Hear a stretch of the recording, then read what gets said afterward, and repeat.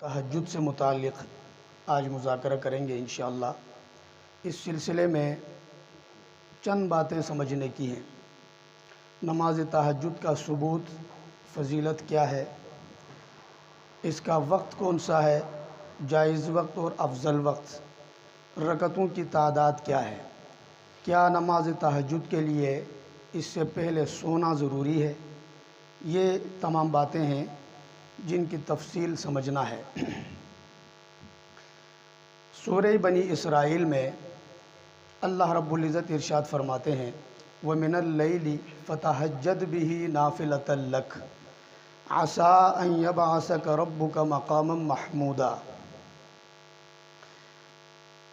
اور رات کے وقت تہجد کی نماز پڑھ لیا کرو، امید ہے کہ اللہ رب العزت تمہیں مقام محمود عطا فرمائیں گے۔ صحاح ستہ اور دیگر حدیث کی تمام کتابوں میں اس نماز سے متعلق بہت سے صحابہ کرام سے کئی روایات اس کے فضائل میں وارد ہوئی ہیں۔ حضرت عبداللہ بن سلام رضی اللہ عنہ ایک صحابی ہیں، بعد میں وہ مسلمان ہوئے۔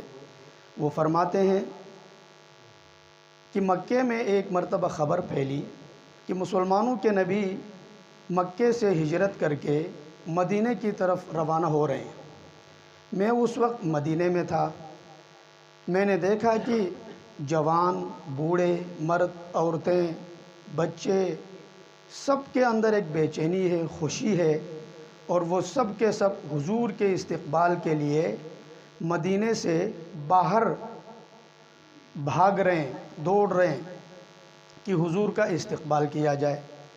میں نے جب یہ ہجوم دیکھا تو میں نے بھی سوچا کہ جا کر دیکھوں تو صحیح، آیا یہ شخص اللہ کے نبی ہیں بھی یا نہیں۔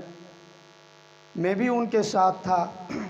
جب حضور پاک علیہ الصلاۃ والسلام مدینہ میں نمودار ہوئے، میرے اندر بے چینی مزید بڑھتی گئی۔ میں حضور کے قریب ہوتا گیا، بالکل آمنے سامنے ہوا۔ میری نگاہیں حضور کے چہرے انور پر پڑیں تو بے ساختہ میری زبان سے یہ نکلا، اللہ کی قسم یہ شخص، یہ چہرہ کبھی بھی جھوٹا نہیں ہو سکتا۔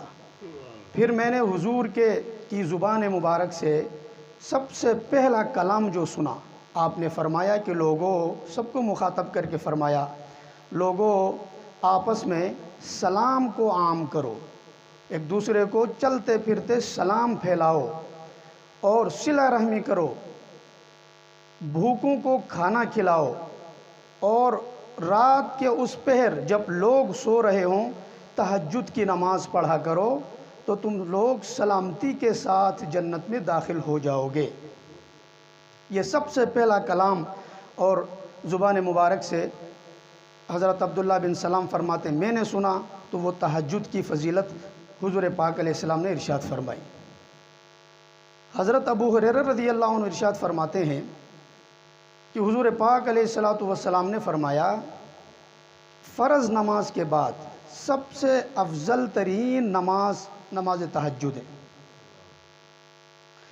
اس نماز کا وقت کون سا ہے، اس بارے میں شیخ الاسلام حضرت حسین احمد مدنی رحمۃ اللہ علیہ تحریر فرماتے ہیں کہ اس کا وقت عشاء کی نماز کے متصل بعد شروع ہو کر کے صبح صادق تک رہتا ہے۔ یعنی عشاء کا جتنا وقت ہے صبح صادق تک، یہ پورا کا پورا وقت نماز تہجد کا بھی ہے۔ حضرت عائشہ رضی اللہ عنہا ارشاد فرماتی ہیں کہ حضور پاک علیہ الصلاۃ والسلام نے رات کے پہلے حصے میں بھی تہجد ادا کی ہے، رات کے درمیانی حصے میں بھی تہجد کی نماز پڑھی ہے، اور رات کے اخیر پہر میں بھی پڑھی ہے۔ پھر فرماتی ہیں کہ حضور پاک علیہ الصلاۃ والسلام کا عام معمول یہ تھا کہ رات کے شروع حصے میں جلدی آرام فرما لیا کرتے تھے، آخر پہر میں اٹھ کر اللہ کے سامنے کھڑے ہوتے تھے، نماز تہجد ادا فرماتے تھے۔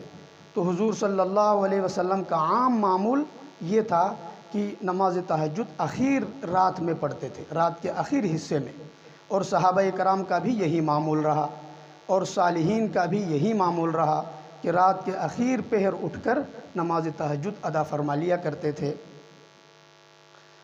تفسیر مظہری میں حضرت قاضی ثناء اللہ صاحب رحمۃ اللہ علیہ فرماتے ہیں کہ نماز تہجد سے متعلق یہ جو آیت آئی ہے وہ من اللیل فتہجد بہ نافلۃ لک، یہ ایک اضافی نماز ہے تمہارے لیے، نماز تہجد پڑھ لیا کرو۔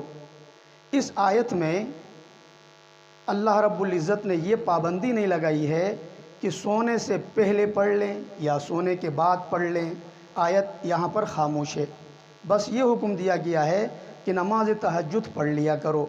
لہٰذا نماز تہجد کی جو تعریف حضرت حسن بصری رحمۃ اللہ علیہ نے فرمائی ہے، وہ فرماتے ہیں کہ نماز تہجد عشاء کی نماز کے بعد ہر وہ نفل نماز جو عشاء کی نماز کے بعد پڑھی جائے وہ نماز تہجد ہے، خواہ وہ سونے سے پہلے پڑھی جائے یا سو کر اٹھنے کے بعد پڑھی جائے۔ مفتی شفیع صاحب رحمۃ اللہ علیہ نے اس پر لکھا ہے کہ لفظ تہجد ہجود سے نکلا ہے اور اس کے دو متضاد معنی آتی ہیں، سونے کے بھی آتے ہیں، جاگنے کے بھی آتے ہیں۔ یہ لفظ تہجد کا معنی سونا بھی ہے اور لفظ تہجد کا معنی جاگنا بھی ہے۔ تو اس لفظ کے معنی سے بھی یہ پتہ چلتا ہے کہ یہاں سونے کی شرط نہیں ہے، سونے سے پہلے پڑھی جائے وہ بھی تہجد ہے، سو کر اٹھ کر پڑھی جائے اس کو بھی تہجد کہا جائے گا۔ لیکن حضور کا عام جو معمول تھا حضور کی زندگی کے آخری ایام میں، وہ سب سے زیادہ محبوب عمل ہے اور وہ یہی ہے کہ جلدی سویا جائے، آخر پہر میں اٹھ کر نماز تہجد ادا کی جائے۔ جب تک انسان کی یہ عادت نہ بن جائے، سو کر اٹھ کر تہجد پڑھنے کی عادت نہ بن جائے، تب تک عادت بننے تک یہ کرنا چاہیے کہ سونے سے پہلے 2 رکعتیں، 4 رکعتیں، 8 رکعتیں، 6 رکعتیں جتنی ہوتی ہیں یہ پڑھ کے سویا جائے، تو نماز تہجد کی جو برکات ہیں اللہ اس سے اس شخص کو محروم نہیں فرمائیں گے، نماز تہجد کی برکتیں اس کو حاصل ہو جائیں گی۔ آہستہ آہستہ یہ عادت انسان کی بنا لے کہ سونے سے پہلے 2-4 رکعتیں پڑھ کے سویا جائے، تو کرتے کرتے جب یہ عادت بن جائے گی تو اس سے اگلے سٹپ پہ انسان جائے گا کہ سو کر اٹھ کر آخر پہر میں اپنی عادت بنا لے گا۔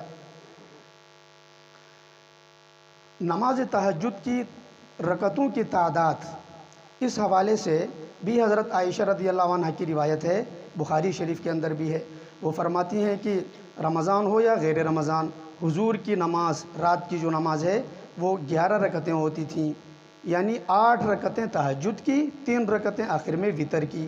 تو نماز تہجد کی اقل جو تعداد ہے وہ 2 رکعتیں ہیں سب سے کم، اور اوسط اس کا جو درجہ ہے وہ 4 رکعتیں ہیں، اور آخری اس کا جو درجہ ہے وہ 8 رکعتیں ہیں، اور ایک روایت میں تو حضور سے 12 رکعتیں بھی ثابت ہیں، لیکن یہ جواز کے لیے ہے کہ 12 بھی پڑھی جا سکتی ہیں، لیکن عام معمول حضور کا جو ہے وہ یہی ہے کہ 8 رکعتیں آپ علیہ الصلوۃ والسلام پڑھا کرتے تھے۔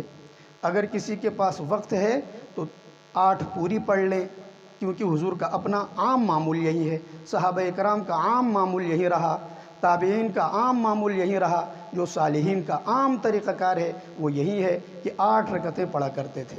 اللہ رب العزت عمل کی توفیق نصیب فرمائے۔ الحمدللہ رب العالمین والصلاة والسلام علی سید الانبیاء والمرسلین۔ ربنا ظلمنا انفسنا وان لم تغفر لنا وترحمنا لنكونن من الخاسرین۔ ربنا اغفر لنا ولوالدینا ولاساتذتنا ولجميع المؤمنین والمؤمنات والمسلمین والمسلمات الاحیاء منهم والاموات۔ صلی اللہ تعالی علی خیر خلقہ محمد وآلہ واصحابہ اجمعین برحمتک یا ارحم الراحمین۔